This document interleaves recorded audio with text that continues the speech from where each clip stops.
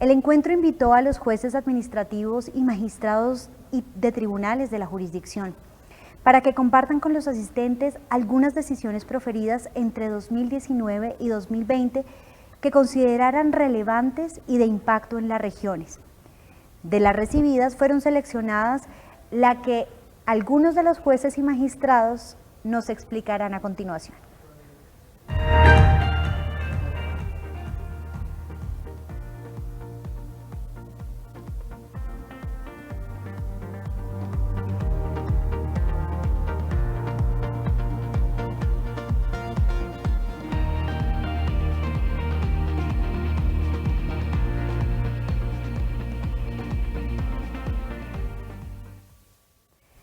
En primer lugar, saludamos a la jueza sexta administrativa de Armenia, la doctora Diana Patricia Hernández Castaño, quien nos expondrá una sentencia de tutela relacionada con la protección de derechos fundamentales de las personas privadas de la libertad en centros de reclusión transitoria durante la época de confinamiento obligatorio.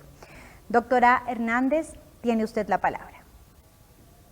Muy buenos días, señor presidente del Consejo de Estado, doctor Álvaro Namen Vargas, señora vicepresidenta, doctora Marta Nubia Velázquez, consejeros de Estado, magistrados, jueces y juezas de la jurisdicción. Un saludo especial a mis compañeros de panel, doctor Luis Carlos, doctor Juan Carlos, doctor Luis Norberto y doctor Lalo Enrique. Expreso mis agradecimientos por este espacio en el 26º encuentro de la jurisdicción de lo contencioso administrativo. Y quiero iniciar destacando algo de lo cual me siento orgulloso. La jurisdicción contenciosa administrativa, especialmente en el departamento del Quindío, no se detuvo durante esta pandemia. Los jueces administrativos, en nuestro rol de jueces constitucionales, hemos sido garantes de los derechos fundamentales de la ciudadanía durante el estado de excepción. Respondimos a ese cometido y en esta oportunidad quiero compartirles la decisión judicial del 13 de julio de 2020, dictada por el Juzgado Sexto Administrativo del Circuito de Armenia, el cual presido. Se trata de una acción de tutela presentada por la señora Procuradora 38 Judicial 2 Penal de Armenia como agente oficiosa de 129 personas privadas de la libertad en centros de reclusión transitoria con medida de detención preventiva. Esta acción está dirigida en contra de la Nación, Ministerio de Justicia y del Derecho, Departamento del Quindío y Municipio de Armenia. Fueron vinculados de oficio el IMPEC, la Policía Nacional, SIJIN, Fiscalía General de la Nación y CTI. Este caso resulta relevante por el impacto regional que se genera con la protección de los derechos fundamentales de las personas privadas de la libertad en centros de reclusión transitoria en el municipio de Armenia en tiempos de pandemia COVID. Los hechos del caso consistieron en la existencia de un hacinamiento de 129 personas en centros de reclusión de la SIJIN, CAIS de la ciudad de Armenia, en la URI del Palacio de Justicia Fabio Calderón Botero durante la pandemia, mientras se encontraban suspendidos los traslados a los establecimientos y pabellones de detención preventiva en el IMPEC. Ante dicha situación, se evidenció en el departamento del Quindío y del municipio de Armenia una inacción en adecuar y modificar centros de detención transitoria para mitigar la situación de hacinamiento. La parte actora pretendía que se tutelaran los derechos fundamentales a la vida, la salud y dignidad de los accionantes y en consecuencia se ordenara su traslado a inmuebles que garantizaran condiciones mínimas de subsistencia. El despacho estableció en primer lugar la legitimación por activa de la procuradora como agente oficiosa, conforme los artículos 10 del decreto 2591 de 1991 y el decreto 262 de 2000, así como una sentencia de la Corte Constitucional de 267 de 2018.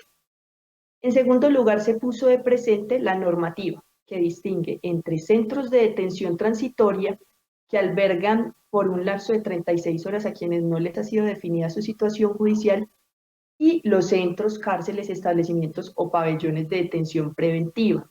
También se hizo referencia a la sentencia que declaró el estado de cosas inconstitucional en materia de hacinamiento de la población privada de la libertad, la sentencia T-153 de 1998, y la Ley 1955 de 2019, el Plan Nacional de Desarrollo, que establece la política sobre cárceles del orden nacional.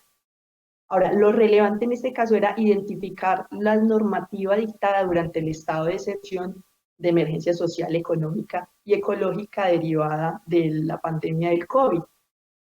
Se expidió entonces el decreto legislativo 546 de 2020, del cual se destaca que suspendió los traslados a los establecimientos del INPEC a raíz de la emergencia, exceptuó la prohibición de permanencia por más de 36 horas en estos centros de detención transitoria de los privados de la libertad con medida de detención preventiva, previas las adecuaciones y modificaciones por parte de los entes territoriales y esa competencia a ellos les fue ampliada en el sentido de que debían modificar los inmuebles destinados a los centros transitorios de detención que ni siquiera son de su propiedad.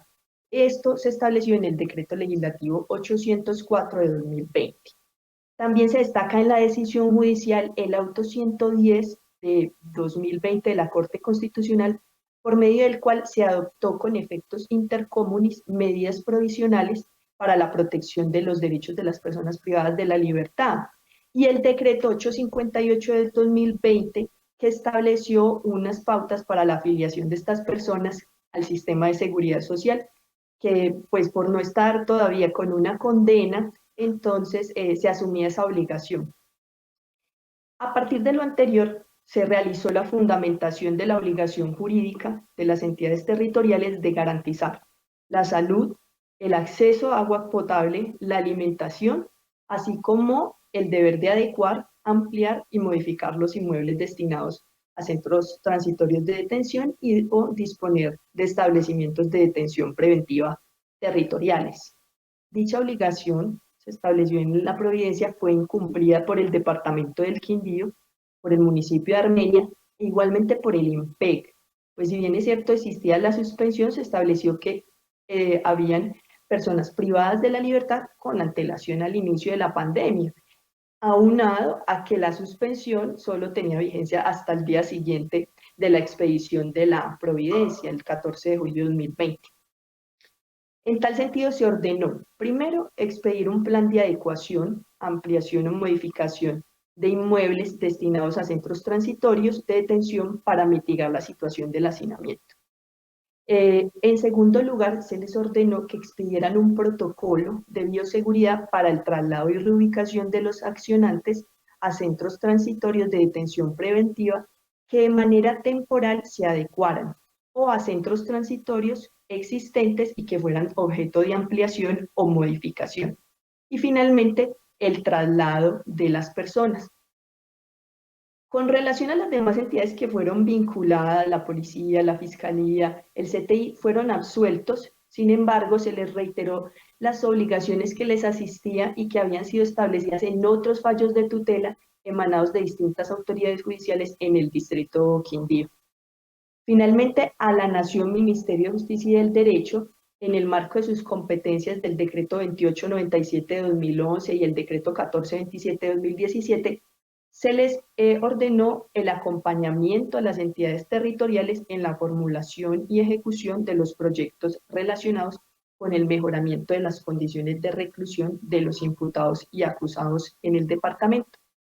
La decisión fue impugnada por ambas partes, fundamentalmente alegaban la falta de legitimación por pasiva y la parte actora buscaba que se le impusieran mayores obligaciones al Ministerio de Justicia.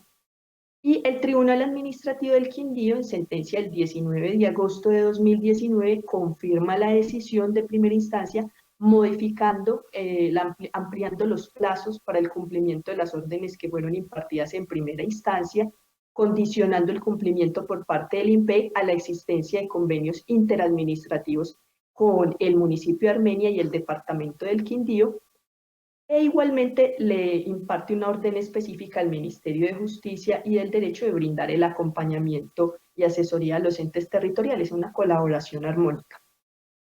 Definitivamente esta decisión adopta una serie de medidas de protección para los accionantes que desde luego repercute favorablemente para el resto de la población privada de la libertad en los centros de reclusión transitoria, porque fue un llamado a los entes territoriales y al INPEC a definir un plan de acción en el corto plazo ante una situación de hacinamiento que ha permanecido desde otrora sin una clara política pública, mucho menos un cumplimiento de las normas que les establecen las obligaciones jurídicas en tiempos de pandemia de mantenimiento y adecuación de estos centros de detención transitoria, así como crear y mantener establecimientos para el cumplimiento de medidas de aseguramiento de detención preventiva. Con esta decisión, finalmente, se busca relevar el rol del juez, respetuoso de la competencia del Ejecutivo, de definir las políticas públicas, pero al mismo tiempo llamando la atención para que efectivamente se incluyan dentro de las agendas públicas el cumplimiento de los cometidos constitucionales, con mayor razón en estados de anormalidad, encumbrando así el Estado social de derecho. Muchas gracias por su atención. Doy paso a las intervenciones de mis compañeros. Doctora Hernández, muchísimas gracias por su intervención.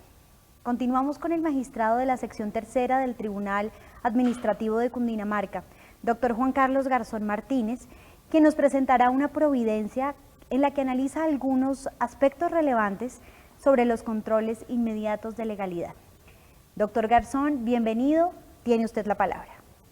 Muy buenos días, un cordial saludo para todas y todos. En primer lugar, indicar que la finalidad de esta intervención es invitar a reflexionar sobre algunos problemas jurídicos que encierra el denominado control inmediato de legalidad, a efectos de justificar la razón de ser de nuestra jurisdicción contencioso administrativa como juez natural de la función administrativa en tiempos de excepción constitucional. Debo igualmente precisar de entrada que en ningún momento mi intervención representa la corporación judicial a la cual pertenezco y menos pretendo sostener que sea un tema pacífico. Por el contrario, es un tema inacabado que corresponde a la comunidad de esta jurisdicción empezar a delinear.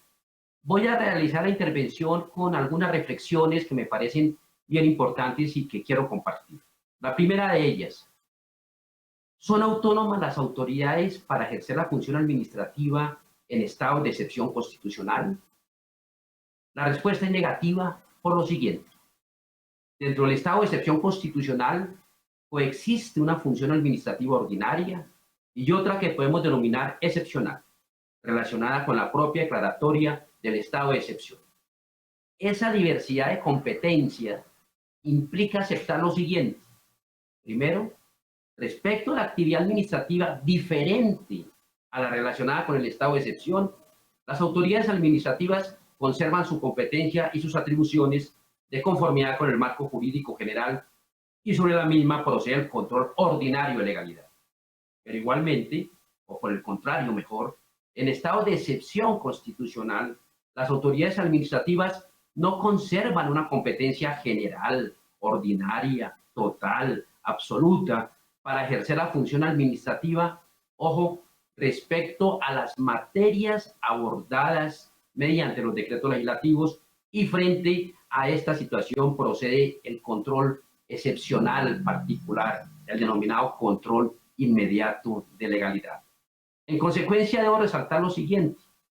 Debe tenerse en cuenta esa diferencia entre el ejercicio de la función administrativa en tiempos de normalidad constitucional, un principio que respeta el principio de autonomía de los asuntos locales, pero también tener en cuenta la diferencia con el tema de la función administrativa en estado de excepción constitucional, que hace más de cara al principio del Estado unitario de asuntos de orden nacional. No respetar esa diferencia o confundirla puede conllevar a muchas consecuencias negativas. Por ejemplo, dejar sin efecto toda la política legislativa nacional, en el sentido que es una materia regulada por un decreto legislativo. Bastaría que un alcalde regulara la misma materia con base en normas ordinarias, aunque especiales, para desconocer esa política legislativa nacional e igualmente el control inmediato de legalidad. Igualmente conllevaría a permitir una multiplicidad de decisiones a nivel territorial y nacional sobre los mismos asuntos tratados por decretos legislativos. Y en síntesis, desconocer, para el caso concreto que vive la sociedad, que la pandemia COVID-19 no es un asunto local, ni territorial, ni siquiera nacional. Todos sabemos que es un asunto global. Esa es la primera reflexión que dejo planteada. Segunda reflexión. ¿Es principal o subsidiario el control inmediato de legalidad frente al control ordinario de legalidad? La coexistencia de los indicados controles judiciales no significa ni subsidiariedad, ni dependencia, ni discrecionalidad, menos arbitrariedad para ejercer uno u otro control judicial. Por el contrario, son autónomos, responden a diferentes causas y especialmente a una fuente formal y material, el contenido de los decretos legislativos como marco normativo del ejercicio de la función administrativa excepcional. Si revisamos el marco normativo que regula el control inmediato de legalidad, podemos aproximar algunas conclusiones. Una de ellas, no está sometido a las reglas de los procesos ordinarios. Por el contrario, responde a un trámite especial. En estricto sentido, no existen reglas formales de inadmisión y rechazo. Sencillamente una competencia más adjetiva que sustancial en el magistrado ponente. Abocar o no conocimiento por aspectos meramente formales o adjetivos y realizar su trámite, dejando la definición de fondo exclusivamente a un juez plural, a la sala de decisión correspondiente. Por último, pero tal vez la más importante diferencia con el control ordinario de legalidad, se centra en la oficiosidad que caracteriza al control inmediato de legalidad. En el sentido que no opera por vía de acción, no requiere de demanda alguna, lo que significa que no existe límite desde la denominada jurisdicción rogada a efecto del correspondiente juicio de legalidad.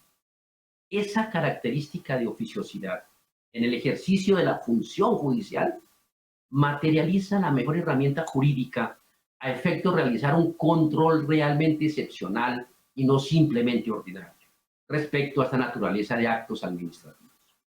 Por consiguiente, no puede hacer carrera, y dejo esto para la comunidad académica, judicial, la tesis que como el acto administrativo tiene de todas maneras un control ordinario, no se ejerza el control inmediato de legalidad. Esa interpretación creo que desnaturaliza y habrá que revisarse el control inmediato de legalidad. Una tercera reflexión. ¿Cómo definir que efectivamente un determinado acto administrativo se expide en desarrollo de un decreto legislativo? Y aquí este es un tema también nuclear, esencial, que conlleva varias discusiones, varias interpretaciones, todas válidas y respetuosas. Hay diversos criterios que pueden concurrir. Uno, una visión meramente formal, exegética, literal.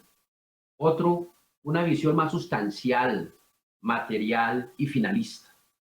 Pero lo esencial es rescatar el criterio que responda a la finalidad y razón de ser del control inmediato de legalidad. Miremos un poco estos dos criterios. Un primer principio interpretativo de naturaleza formal indica que para que pueda entenderse que un acto administrativo es desarrollo de un decreto legislativo, se debe realizar una manifestación expresa dentro del propio acto administrativo general del decreto legislativo que pretende desarrollar, sin considerar si efectivamente lo desarrolla o no. Esa línea interpretativa, a efectos de definir la competencia del órgano judicial, implica tácitamente varias cosas. Aceptar que la competencia la define realmente el propio órgano ejecutivo, bajo el entendido que si no se cita ningún decreto legislativo o fundamenta sus atribuciones en otras disposiciones legales o invoca normas ordinarias, a pesar que toma decisiones administrativas relacionadas con el estado de excepción que han sido reguladas por decretos legislativos, esos actos administrativos entonces no serían susceptibles de control inmediato de legalidad. Asimismo, implica aceptar que la competencia de la jurisdicción contenciosa en esta materia no sería propia, directa, autónoma, por cuanto en estricto sentido, si los actos administrativos no contienen esa referencia expresa de un decreto legislativo, no se activaría su competencia. En ese orden de ideas, consideramos que esa interpretación confunde el concepto sustancial de desarrollar un decreto legislativo con la formalidad, con la ritualidad. Ahora bien, por otro lado está la segunda línea interpretativa, acudir al principio sustancial del contenido del acto administrativo, fundado en las siguientes consideraciones. Lo que debe primar a efecto de entender el concepto de desarrollar un decreto legislativo es la propia motivación y la decisión administrativa. Con base en este criterio, es el propio funcionario judicial, es la propia jurisdicción y no el órgano ejecutivo quien tiene la competencia para definir, para determinar si procede o no el control inmediato de legalidad. No importa en consecuencia si se cita o no expresamente los decretos legislativos, si concurre con normas ordinarias y decretos legislativos. Lo significativo, lo importante, es analizar las motivaciones, la consideración, la propia decisión administrativa, si se relacionan o no con materias que constituyen la causa de la declaratoria del estado de excepción constitucional y que son igualmente reguladas mediante decretos legislativos de manera concreta y particular. He querido compartir con ustedes estas reflexiones y llegar a algunas conclusiones, simplemente para dejar abierto toda esta interesante materia. La jurisdicción contencioso administrativa tiene una gran responsabilidad a efectos de mantener en estado de excepción constitucional la legalidad del ejercicio de la función administrativa. Le corresponde, en consecuencia, realizar una función de manera sustancial y no meramente formal, a efectos de conservar en nuestro Estado social de derecho los pilares de nuestra democracia y el respeto de los derechos fundamentales. Para ello, debe proferir decisiones sustanciales y en tiempo razonable que respondan al concepto de tutela judicial efectiva. Esa era la idea de esta intervención, compartir estas reflexiones, dejar abierta la discusión al interior de nuestra jurisdicción contencioso administrativa en un tema tan sensible para la actualidad. Cómo se responsabiliza y cómo actúa nuestra jurisdicción de cara al control inmediato de legalidad para permitir, reitero, la vigencia de los pilares de la democracia y del Estado social de derecho. Muchas gracias y doy paso para que continúe con estas interesantes intervenciones. Muy amables. Doctor Garzón, muchísimas gracias por su intervención. Nos acompaña ahora el juez cuarto administrativo de Bogotá, el doctor Lalo Enrique Olarte Rincón, para exponernos un auto que resuelve una medida cautelar relacionada con la protección ambiental. Doctor Olarte, bienvenido y tiene usted la palabra. Gracias. Un saludo en primer lugar a los organizadores y participantes de este encuentro de la jurisdicción contencioso administrativa que este año celebramos de forma virtual y por supuesto un saludo a los compañeros que me acompañan en este panel. Especialmente mi reconocimiento y gratitud para la magistrada Marta Nubia Velázquez Rico, vicepresidenta del Consejo de Estado, para su equipo de trabajo, también quienes tuvieron a bien seleccionar la providencia judicial que a continuación comentaré. He querido denominar esta exposición el Círculo Rojo, para hablarles del auto proferido en diciembre del año 2019 por el Juzgado Cuarto Administrativo de Bogotá a mi cargo y confirmado en julio de este año por el Tribunal Administrativo de Cundinamarca con ponencia del magistrado Freddy Ibarra. En este auto se decreta una medida cautelar sobre el Plan de Ordenamiento Zonal del Norte, más conocido como Ciudad Lagos de Torca, y el cual habilita la posibilidad de construir principalmente vivienda en el norte de Bogotá. En la imagen que se puede ver, que está expuesta, ustedes pueden apreciar el mapa de la delimitación del Plan Zonal del Norte, que es lo que corresponde a lo sombreado en color verde. Antes de explicar el alcance de la medida cautelar, el contenido de la medida, quiero hacer un muy breve recuento sobre lo que ha sido la expansión urbana en el norte de Bogotá para tener un contexto y así poder entender el alcance de la medida. Ya lo primero, señalar que la discusión sobre el crecimiento de Bogotá se ha planteado desde los años 70, debido al gran flujo de personas que estaba llegando a la capital. el primer debate sobre el crecimiento poblacional de la ciudad y la demanda de suelo que requiere, se plasmó en un acuerdo distrital del año 1990 y posteriormente este debate continuó con el Plan de Ordenamiento Territorial del año 2000, en el que se concluye que Bogotá es una ciudad altamente densa, de las más densas de América Latina, y que continuaría con este crecimiento, por lo que se considera fundamental en este momento organizar el crecimiento de la ciudad con instrumentos de planificación, y de allí la idea de contar con un plan de ordenamiento zonal en esta parte de la ciudad. Así empezará una discusión intensa en la ciudad sobre la necesidad o no de urbanizar el norte y de proteger al mismo tiempo el patrimonio natural de la ciudad, pues recordemos que en el norte de la ciudad se ubican los humedales de Torca y de Guaymaral.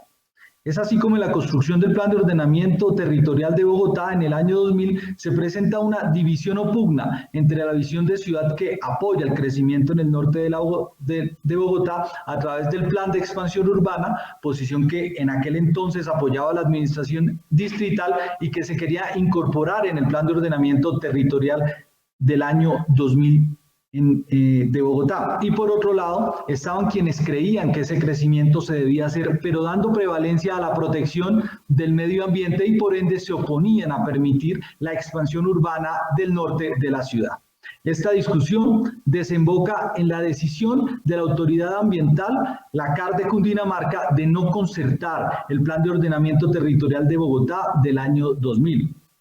Recuerden ustedes que la concertación ambiental es el proceso de revisión y aprobación del componente ambiental de los planes de ordenamiento territorial que debe emitir la autoridad ambiental y sin el cual no se puede expedir el correspondiente plan de ordenamiento. ¿Qué pasa si no hay concertación entre la entidad territorial y la autoridad ambiental? La Ley 388 de 1997 señala que en estos casos es el Ministerio de Ambiente el encargado de decidir los puntos de desacuerdo. Todo esto de recuento, ¿para qué?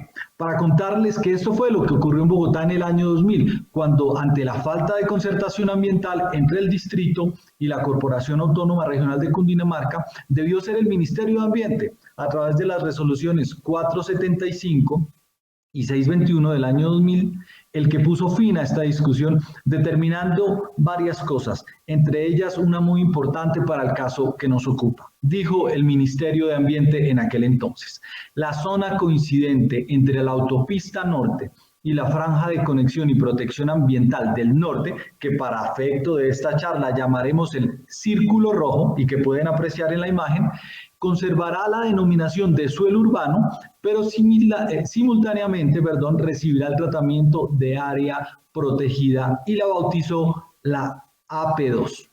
El objetivo de esta área protegida AP2 sería dar prioridad a la preservación y conectividad de los sistemas hídricos y corredores biológicos, propiciando la conformación de áreas verdes y la preservación de la conectividad entre las reservas forestales del norte. Recuerden que ahí se ubica la reserva Tomás van der Hamen, y los cerros orientales.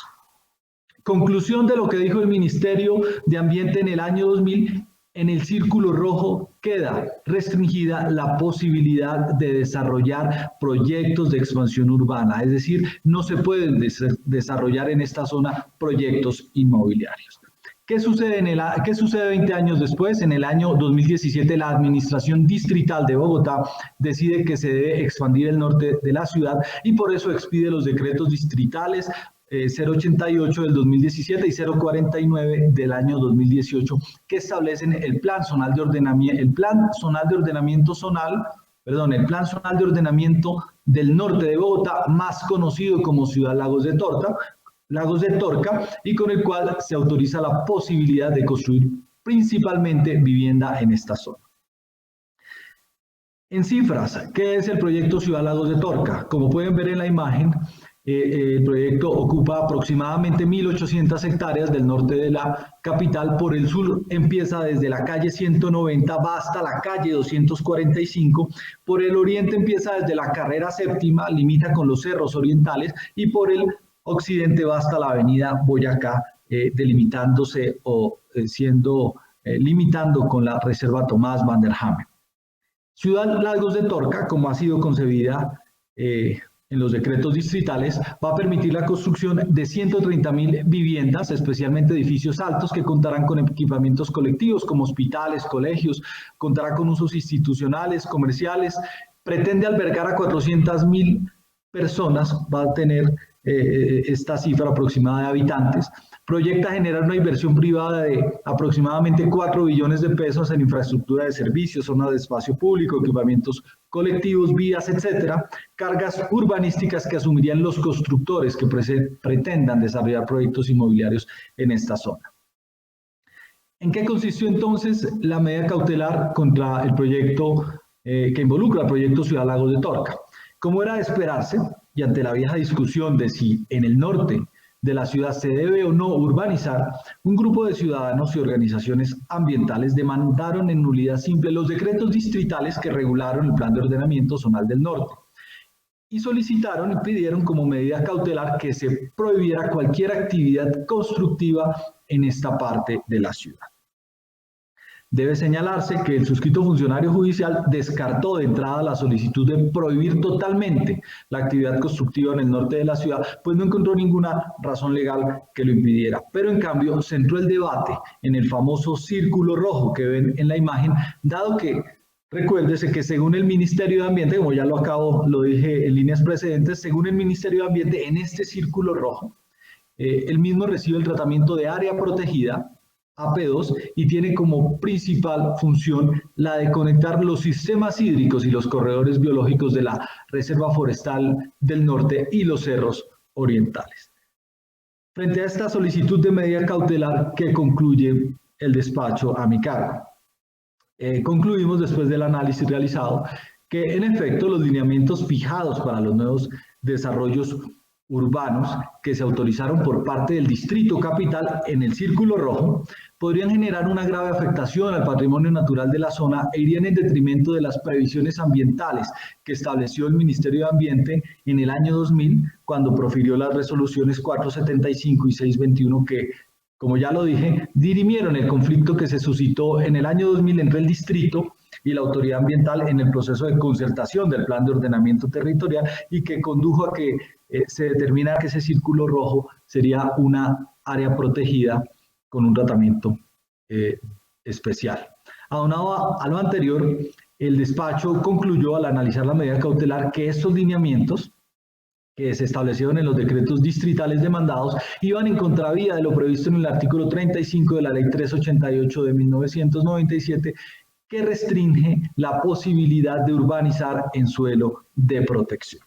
Con base en lo anterior, se decide como medida cautelar lo siguiente. Ordenar en primer lugar al distrito que se abstenga de desarrollar o autorizar, y si es del caso, suspender cualquier proyecto urbanístico en el círculo rojo antes mencionado. En segundo lugar, se ordena al Ministerio de Ambiente que en su calidad de ente rector del Sistema Nacional de Áreas Protegidas se encargue de efectuar y o contratar la realización de un estudio técnico que aclare si los desarrollos urbanos autorizados en este Plan Zonal del Norte cumplen con los lineamientos ambientales que en el año 2000 fijó el Ministerio de Ambiente. En tercer lugar, se dijo que si el estudio técnico del Ministerio de Ambiente concluye que en ese círculo rojo no son compatibles con los fines de preservación de la conectividad de las reservas forestales del norte y los cerros orientales, o no se acatan las determinaciones ambientales dadas por el Ministerio de Ambiente, deberá indicarse en ese estudio entonces las recomendaciones y ajustes a efectos de que el Distrito Capital proceda a corregir lo pertinente. En último lugar, debo señalar que esta medida cautelar fue objeto, como ya les había dicho, de confirmación por parte del Tribunal Administrativo de Cundinamarca con ponencia del doctor Freddy Ibarra, quien confirma la medida cautelar, pero además dice que el estudio técnico lo debe hacer una institución de educación superior. Por supuesto que esta providencia del Tribunal Administrativo de Cundinamarca lo que hace es consolidar la medida cautelar decretada inicialmente, garantizando que quien realice el estudio técnico sea una institución idónea, imparcial, que garantice la probidad del informe requerido y con base en el cual se va a decidir sobre la nulidad o no de los decretos distritales demandados. Gracias. Doctor Olarte, muchísimas gracias por su intervención. Está con nosotros también el magistrado del Tribunal Administrativo del Quindío, doctor Luis Carlos Alzate Ríos, para presentarnos una sentencia de impacto regional en la que se estudió la legalidad del POT de Armenia. Doctor Alzate, bienvenido, tiene usted la palabra. Buenas tardes para todos y todas. En primer lugar, agradecer al Consejo de Estado este espacio de participación de los tribunales y de los juzgados en la exposición de sus decisiones relevantes. Les voy a presentar una sentencia del Tribunal Administrativo del Quindío, en donde se decidió la segunda instancia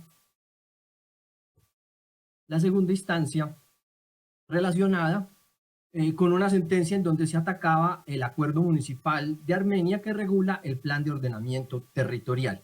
Encontramos ahí en la presentación los datos de la providencia aludida. Es una sentencia del 26 de febrero del 2020. En este proceso se atacaban esencialmente lo relacionado con el componente ambiental del plan de ordenamiento territorial de Armenia, específicamente en la definición del suelo de protección, el sistema de espacio público, del nivel ambiental y el modelo de ocupación. Las normas atacadas en términos generales establecen una área de protección en torno a las quebradas de 15 metros al lado y lado de cada una de ellas, y una área de protección en relación a las pendientes en aquellas superiores a los 25 grados. Estas normas se atacaban por parte de los demandantes, que era un ciudadano y el Ministerio Público a través del Procurador Ambiental Delegado. Esas normas se atacaban en atención a que transgredían de manera directa, según los demandantes, el artículo 3º del decreto 1439 de 1977. Este es un decreto reglamentario de la Ley 135 de 1962 y del Código Nacional de los Recursos Naturales Renovables de 1974. Como ustedes pueden observar, esta norma establece una franja de protección no inferior a 30 metros en las quebradas y una franja de protección en las pendientes de 45 grados. Como ustedes pueden observar, parece evidente la vulneración o la transgresión de parte de la norma municipal que establece un área inferior a la consagrada en la norma nacional. Entonces ustedes se preguntarán, pues, ¿cuál es la importancia o la inquietud que se trata dentro del proceso si la norma es muy clara? En principio la norma parece muy clara y así lo interpretó el juez de primera instancia, que ordenó y que declaró mejor la nulidad de los actos administrativos demandados del plan de ordenamiento territorial. El problema jurídico entonces que surge en segunda instancia es no solo se plantea por parte de los recurrentes del municipio demandado y de los coadyuvantes del municipio, no solo la vigencia, se pone en entredicho la vigencia de esa norma superior y adicionalmente se pone en entredicho el rango de la misma, que como dijimos es un rango reglamentario. En atención a ello, entonces encontramos una norma que limita el derecho a la propiedad de contenido reglamentario. Entonces ese es uno de los problemas jurídicos que se desarrolla. Igualmente, se desarrolla y se tiene en cuenta la posibilidad que tienen los municipios de regular dichas limitaciones a la propiedad de contenido ecológico o ambiental. Para desarrollar entonces los problemas jurídicos presentados en la segunda instancia, se desarrollaron esencialmente dos temas. El primero de los temas es el relacionado con la limitación de la propiedad privada en el ordenamiento constitucional y legal colombiano, que en el artículo 53 y 336.3 de la Constitución Política establece de manera clara que el legislador, material y formal, puede limitar los aspectos ecológicos y sociales de la propiedad. Entre ellos encontramos entonces los temas de las rondas hídricas y las zonas forestales protectoras. Pero resaltando en este sentido que, como lo establece de manera clara el artículo 53, el derecho a la propiedad tiene reserva de ley en su limitación. Igualmente, entonces, se analiza los principios de armonía regional, rigor subsidiario y gradación normativa contenidos en el artículo 63 de la Ley 99 del 93, en donde se le otorga a las autoridades regionales la facultad o la posibilidad de hacer más estrictas las regulaciones ambientales dentro del marco que establece la ley.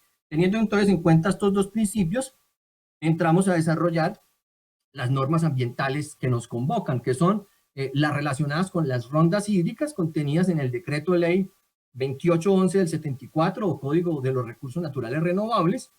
Como podrán ver ustedes ahí en la presentación, esta norma establece una protección para las quebradas de hasta 30 metros. La proposición hasta denota límite. Y las áreas forestales protectoras las encontramos en norma de contenido legal, la Ley Segunda del 59. En esta norma encontramos la delimitación de las áreas forestales protectoras de manera concreta en la distinta geografía del departamento, de la nación colombiana. Tenemos otra vez, mencionamos el decreto 1449 de 1977, que establece una protección para las quebradas no inferior a 30 metros. Como podemos ver, la norma reglamentaria establece no inferior a 30 metros y la norma legal establece hasta 30 metros. Y establece pendientes, como ya lo decíamos, superiores al 45%. Como les mencionábamos, dentro del proceso se puso en entredicho la vigencia del decreto 1449 del 77, en atención a que no existe en la jurisprudencia del Consejo de Estado unanimidad frente al si el mismo está vigente o no. Esa norma que ya mencionamos se encuentra compilada dentro del decreto único 1076 del 2015. Realizado el rastreo jurisprudencial, y este es uno de los aspectos que son controversiales de la decisión o que son discutibles de la decisión o de la interpretación del decreto 1439-77, encontramos esta sentencia que vemos ahí del 11 de noviembre del 2011, en donde el Consejo de Estado en su sección primera dice que el decreto 1449 de 1977 se encuentra derogado, puesto que la ley que reglamenta así lo está. Encontramos otra decisión del 13 de noviembre del 2014 de la sección tercera, en donde dice que la norma en discusión solo aplica a área rural. Y como mencionamos, pues estamos hablando del plan de ordenamiento territorial que regula a ambos aspectos, el aspecto rural y el aspecto urbano de la utilización del suelo. Entonces esta decisión nos dice que solo tiene aplicación en el área rural. Y encontramos esta sentencia del 4 de junio del 2015, en donde dice que el decreto en alusión, el aludido se encuentra vigente y que por rigor subsidiario las autoridades municipales pueden establecer una zona de protección superior a la establecida en las normas de contenido nacional. Entonces, realizada la interpretación no solo de estas normas, sino de todas las normas que regulan tanto el tema de las rondas hídricas como de las áreas forestales protectoras, encontramos en primer momento el decreto con rango de ley o la norma con rango de ley que establece de manera concreta un espacio de protección para todos los cuerpos de agua es el decreto ley 2811 del 74 o Código Nacional de los Recursos Naturales Renovables, regulando aspectos tanto rurales como urbanos. En las rondas hídricas, esto también es muy importante tenerlo en cuenta, las rondas hídricas nacen en 1974 con la vigencia del Código de los Recursos Naturales Renovables, pero no han sido acotadas o limitadas por las autoridades ambientales y solo hasta el 2018 se expidió la guía técnica para esta finalidad. Eso con relación a las rondas hídricas. Con relación a las zonas forestales protectoras o áreas forestales protectoras, de acuerdo a la regulación normativa actual, solo se encuentran definidas y delimitadas en una norma con rango de ley en el artículo primero de la Ley Segunda de 1959. Atendiendo pues esto, el tribunal interpreta de que el decreto 1449 de 1979, en especial el artículo que estamos analizando, el tercero, se encuentra vigente. ¿Por qué? Porque no solo reglamenta la reforma agraria que ya ha sido derogada, sino que también reglamenta el Código Nacional de los Recursos Naturales Renovables. Y que también establece una área, establece o determina la área forestal protectora aplicable tanto a suelo urbano y a suelo rural. Teniendo en cuenta entonces esta interpretación que estamos haciendo, el tribunal tuvo bien interpretar que el decreto 1449 de 1977, si bien está vigente, si se compara con el decreto legislativo 2811 del 74, pues existe un exceso de la facultad reglamentaria, puesto que la norma reglamentar, es decir, la norma de contenido legal establece una zona de protección hasta de 30 metros y la norma reglamentaria establece una área de protección de mínimo 30 metros. Entonces, analizado lo anterior también a la luz de las normas que establecen las quiebres de pendientes o los grados de las pendientes, solo encontramos norma con contenido legal, el artículo 2 de la ley segunda de 1959, que establece pendientes superiores al 40%, pero no de forma general, como lo establece el decreto reglamentario, sino siempre y cuando las pendientes sirvan de abastecimiento a las fuentes hídricas. Teniendo entonces todo esto en cuenta, concluye el tribunal en su decisión, en primer momento, que efectivamente solo las normas con rango de ley pueden limitar la propiedad por su contenido ecológico. Las autoridades municipales pueden, en aplicación del rigor subsidiario, ampliar las protecciones de las normas de contenido nacional.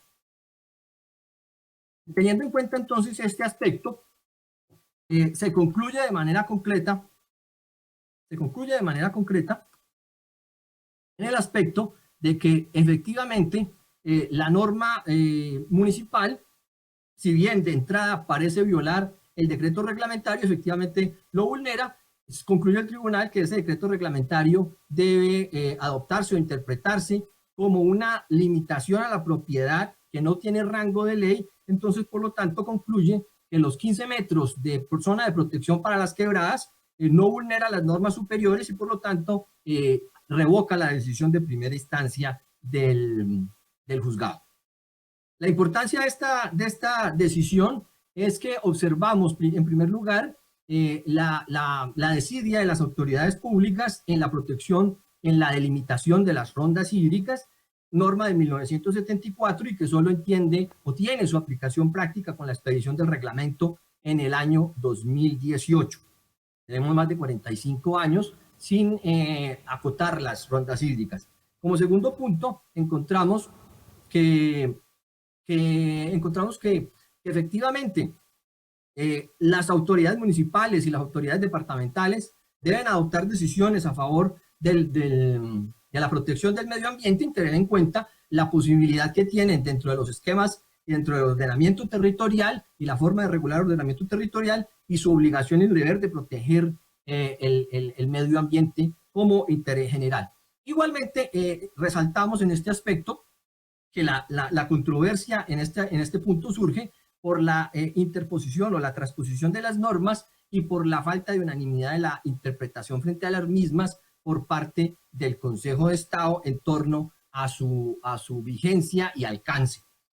Eso llamamos la atención entonces en esta decisión, y está la importancia de esta decisión, en la importancia de que exista una política legislativa en norma con rango de ley clara por parte del Congreso de la República de estas zonas de importancia de protección tanto hídrica como forestal, y la importancia también de que se unifique las decisiones o se unifique la jurisprudencia en torno a la aplicación de estas normas. Muchísimas gracias. Doctor Alzate, muchísimas gracias por su intervención. A continuación, y para finalizar este panel, le doy la palabra al magistrado del Tribunal Administrativo de Arauca, el doctor Luis Norberto Cermeño, quien nos presentará una sentencia en la que se refiere a la responsabilidad estatal por daños ambientales. Doctor Cermeño, bienvenido, tiene usted la palabra. La primera jornada del encuentro de nuestra jurisdicción contencioso-administrativa, me permito presentar mi saludo a todos los integrantes de la jurisdicción y expresarle también mi saludo a todas las personas que a través de las distintas plataformas digitales nos observan desde todos los puntos del planeta.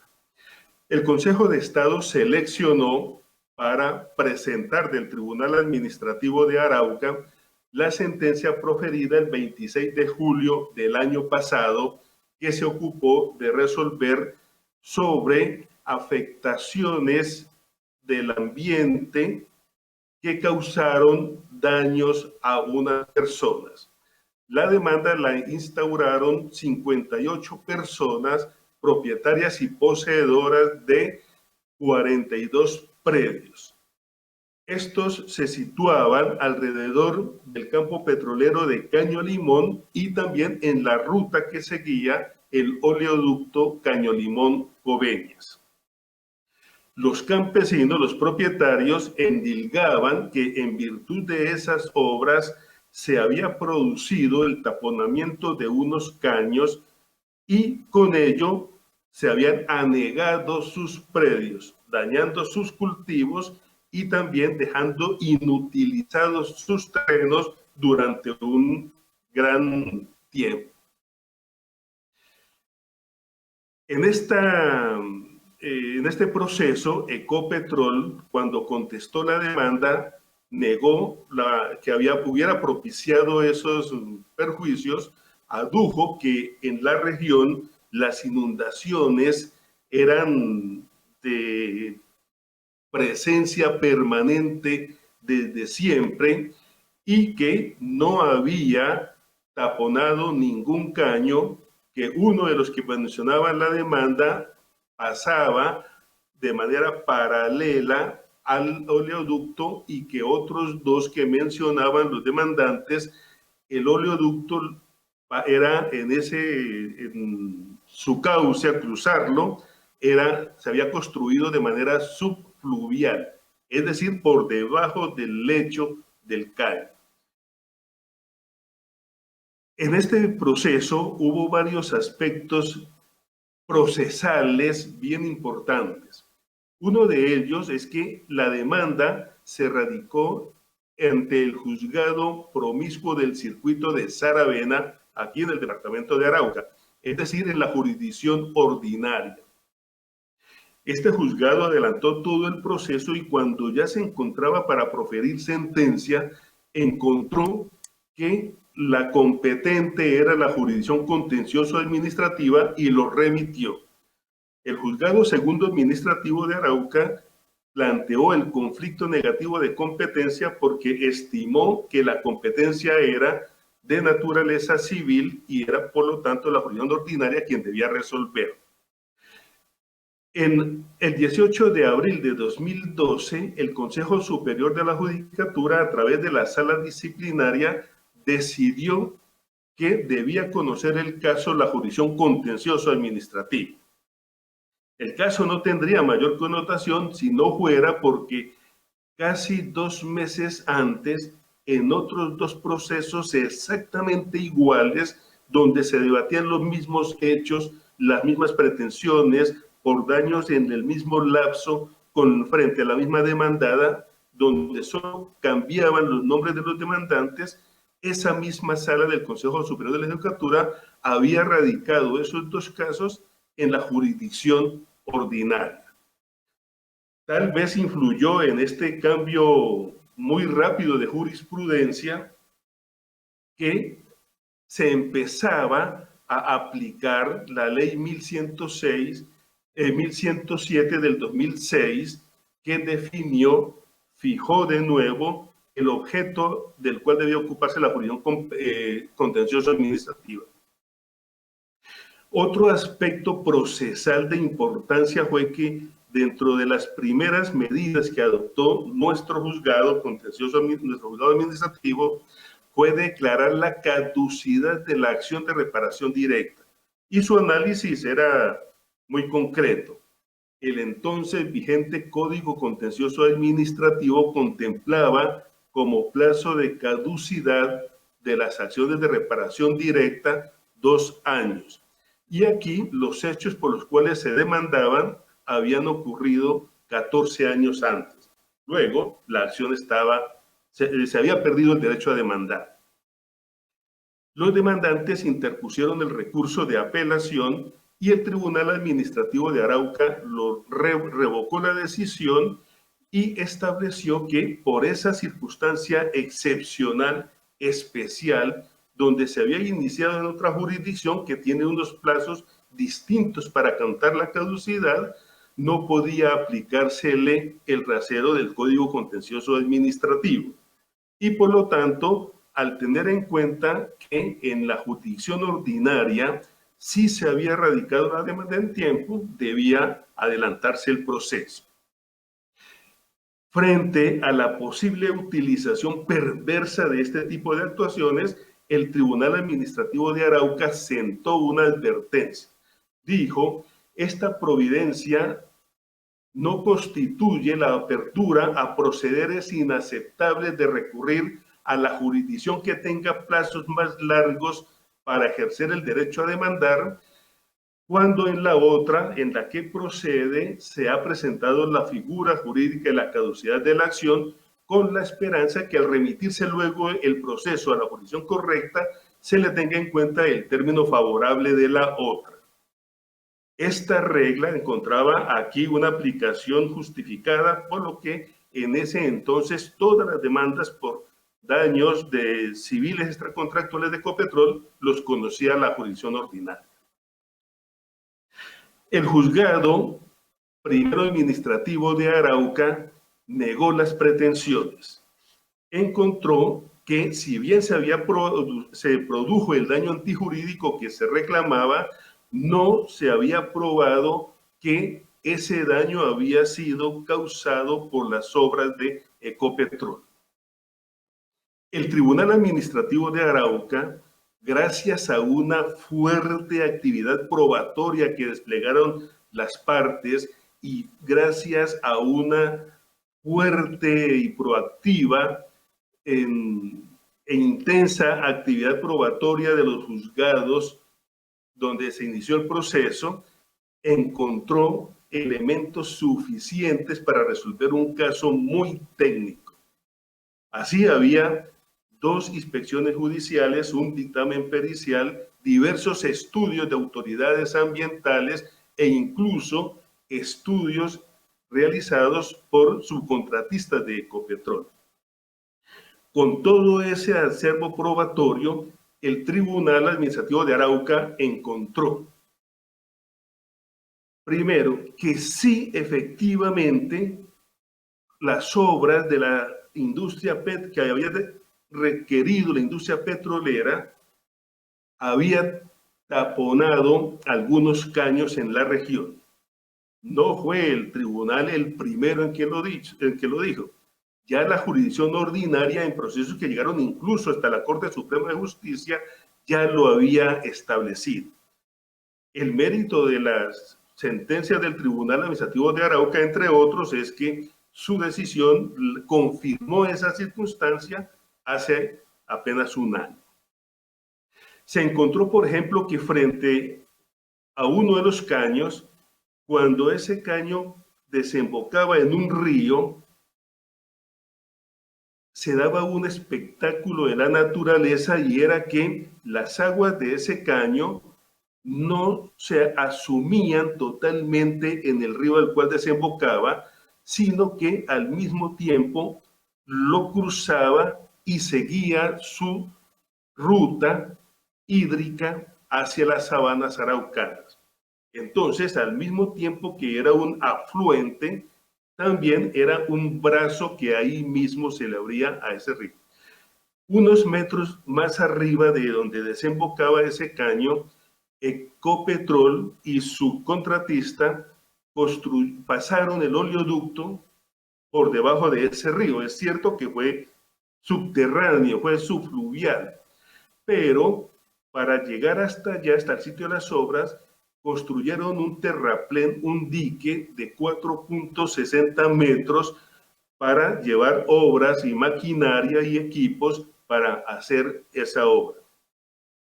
Ese terraplén, ese dique, no lo removieron después. Luego taponó las aguas que cruzaban el río por parte de las que venían del caño, y con ese tapón que creó ahí, pues represaba las aguas que al retirarse inundaban los predios de los demandantes. También se encontró probado que las obras para la industria petrolera se hicieron unos trabajos artificiales frente a un estero. Un estero, para quienes nos escuchan del exterior, se puede asimilar a una laguna. Un estero es una laguna, pero más bonita. Ese estero lo canalizaron y crearon un caño artificial. Luego aquí surgió otra fuente hídrica surgió un cuerpo de agua que no existía antes y al ser nuevo y buscar su desplazamiento, generó nuevas inundaciones. Pero también se encontró que además de los dos tipos de agua que consideraba Ecopetrol eran los que causaban las inundaciones, que eran las aguas lluvias y los desbordamientos de los ríos, el Tribunal Administrativo encontró, con base en los registros hídricos de 30 años, que eso no era cierto. Primero, los índices de medición de la precipitación pluvial, de la caída de lluvias, en el lapso por el cual se reclamaban fueron significativamente menores a los normales de años anteriores. Luego, esa no era una causa de las inundaciones. Y el río Arauca, que también se endilgó que con sus desbordamientos en época de invierno inundaba los predios de los demandantes, se demostró que pasaba muy lejos del sitio de donde se estaba reclamando. Pero también se encontró que con la industria petrolera surgieron dos fuentes adicionales de producción de agua en la región. Cuando se extraen hidrocarburos, gran parte de lo que viene con ellos es agua. Y esas aguas que antes eran subterráneas no fluían a la superficie, al ser traídas acá, causaba dos problemas. Uno era líquido que antes no existía y entonces causaba inundaciones que no se conocían con anterioridad. Pero además esa agua, cuando se vertía, y a pesar de un reposo y un tratamiento que trataba de hacerse, cuando se vertía era 3 grados de mayor calor que el agua donde iba de los cuerpos receptores de la misma. El IDEAN, por ejemplo, en un solo año encontró que de esta agua de producción se vertieron más de 90 millones de toneladas. Pero además, en el proceso de tratamiento de esa agua se evaporaron más de 7 millones de toneladas que al llegar a las nubes y crear allá el fenómeno que produce las lluvias, pues incrementó en alguna medida también las fuentes de agua que había en la región. De manera que se concluyó por parte del tribunal que al transformarse el paisaje natural en esta zona de Arauca, fue que se causaron los daños, porque además el oleoducto no siempre iba subterráneo, en algunas oportunidades quedaba sobre la superficie, había que taparlo, y ese lomo, ese domo que se creaba ahí, pues también era una fuente que impedía el normal discurrir de las aguas. Con estas y otras circunstancias que se presentaron, el tribunal revocó la decisión del juzgado primero administrativo, declaró la responsabilidad patrimonial extracontractual de Ecopetrol y la condenó al pago de perjuicios materiales en las modalidades de daño emergente y lucro cesante, que fueron los únicos que se reclamaron. Para concluir, déjenme decirle que esta sentencia de segunda instancia, ya pasados 6 meses, no ha sido demandada en acción de tutela. Ya luego no tendrá las 11 instancias que hoy tienen los procesos ordinarios en nuestra jurisdicción.